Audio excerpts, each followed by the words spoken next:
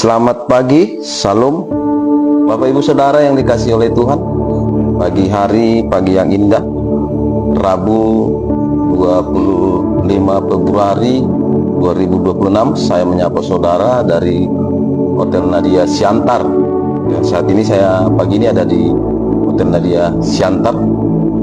Sebelum saudara melakukan segala aktivitas pekerjaan, saya memberkati saudara dari Siantar dengan kebenaran firman Tuhan.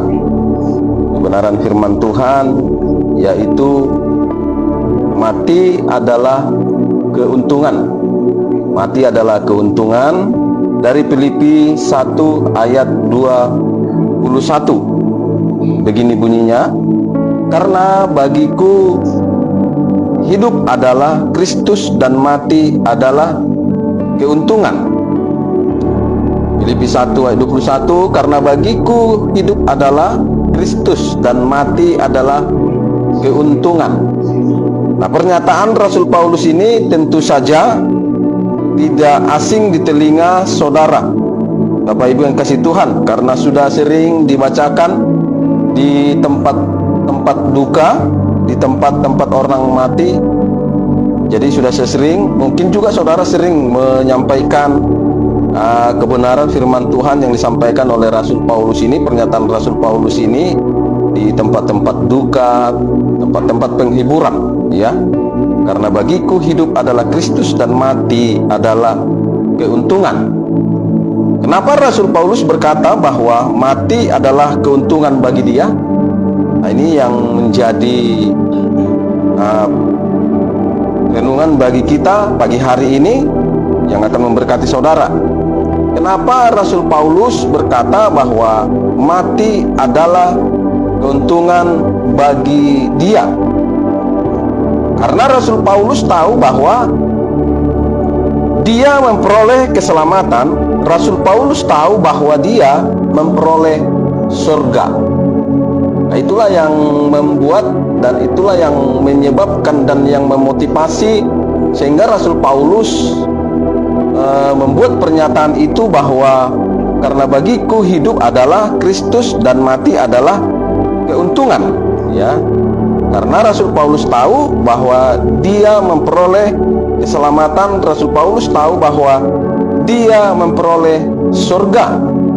Makanya di ayat 19 dia juga menyatakan, karena aku tahu bahwa kesudahan semuanya ini ialah keselamatanku oleh doamu dan pertolongan Roh Yesus Kristus. Nah, sekali lagi di ayat 19-nya Rasul Paulus juga berkata, karena aku tahu bahwa kesudahan semuanya ini ialah keselamatanku.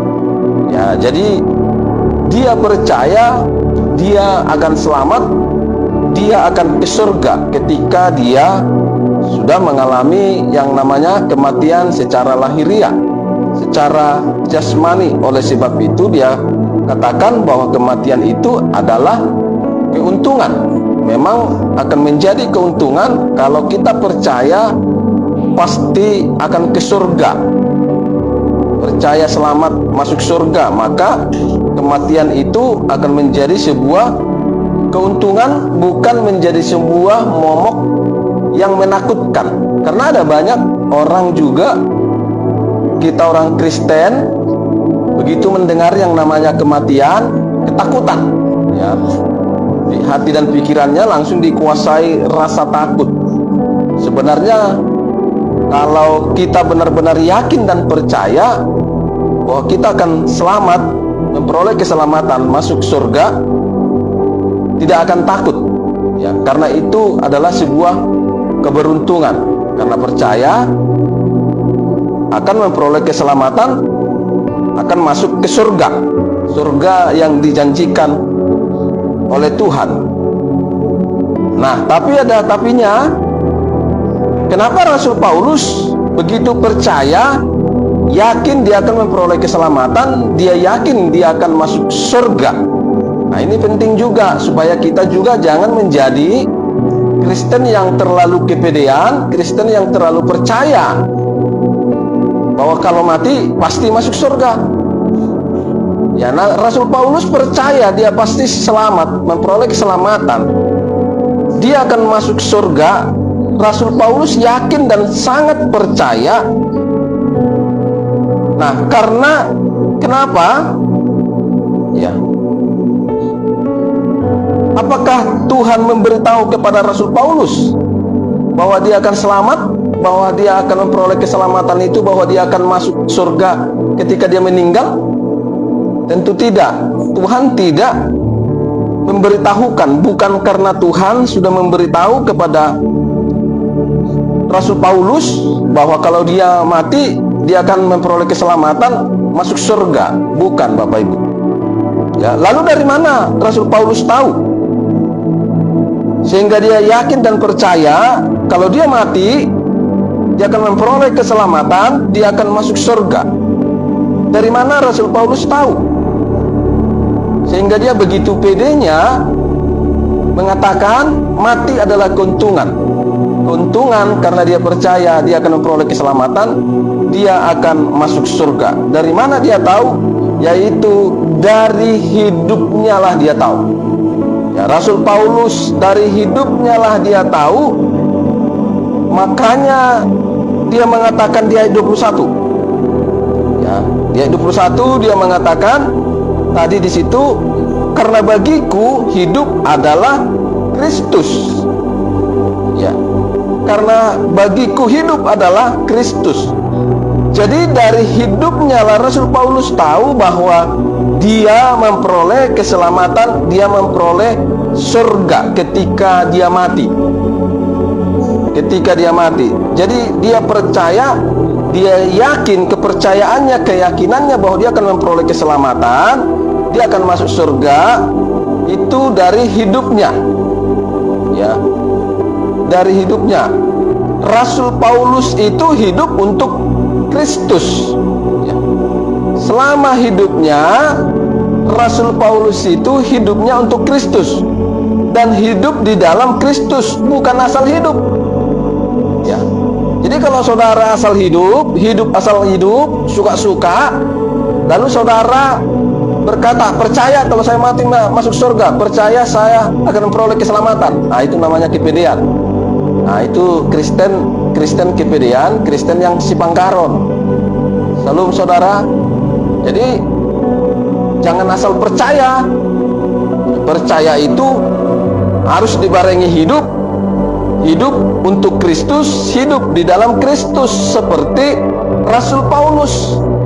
Jadi dia bukan asal hidup. Dia benar-benar pastikan hidupnya itu, selama dia hidup itu di dalam Kristus, bukan asal hidup.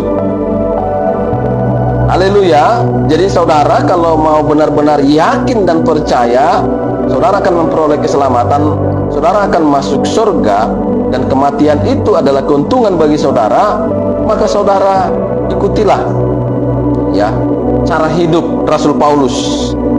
Bagaimana itu cara hidup Rasul Paulus? Yaitu hidup untuk Kristus, hidup di dalam Kristus.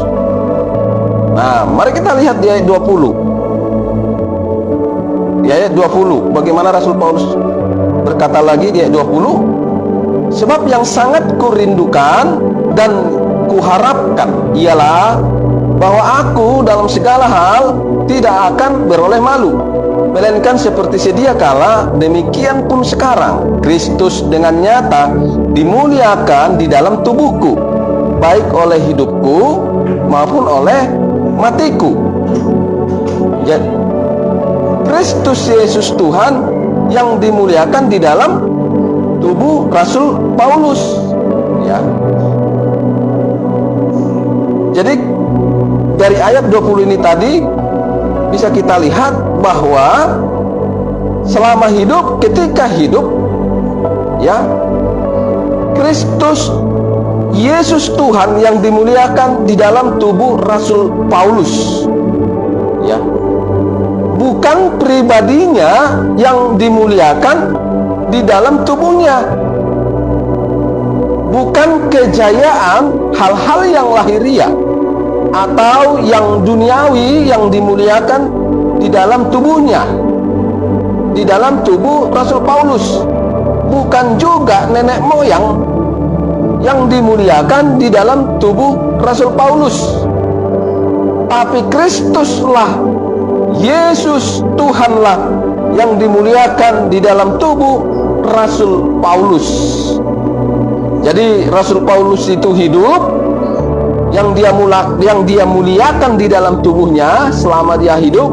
Rasul Paulus adalah Kristus, adalah Tuhan Yesus yang dimuliakan di dalam tubuhnya ketika dia hidup, selama dia hidup. Bukan hal-hal yang duniawi, bukan pribadinya yang dia muliakan di dalam dirinya, tapi Kristus yang dia muliakan di dalam dirinya.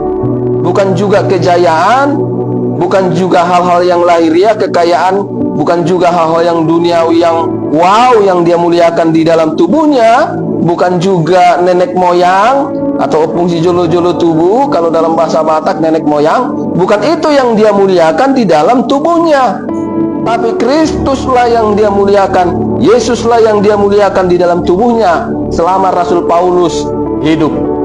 Makanya dia dengan yakin dan percaya dia berkata, mati adalah keuntungan bagiku. Dia percaya kalau dia mati, dia pasti memperoleh keselamatan, dia pasti masuk surga. Karena dari hidupnya dia melihat, dari hidupnya dia percaya dia masuk surga. Praktek hidupnya, Bapak Ibu yang kasih Tuhan, dia hidup tidak asal hidup. Tadi poin pertama, Kristus yang hidup di dalam dirinya. Yang kedua, Kristus yang dia muliakan di dalam dirinya.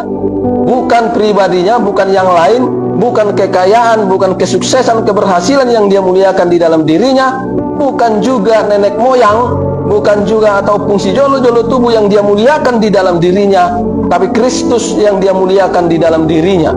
Sehingga dia percaya kalau saya mati, saya pasti memperoleh keselamatan, saya pasti masuk surga. Jadi bukan seperti orang Kristen sekarang, asal percaya selamat.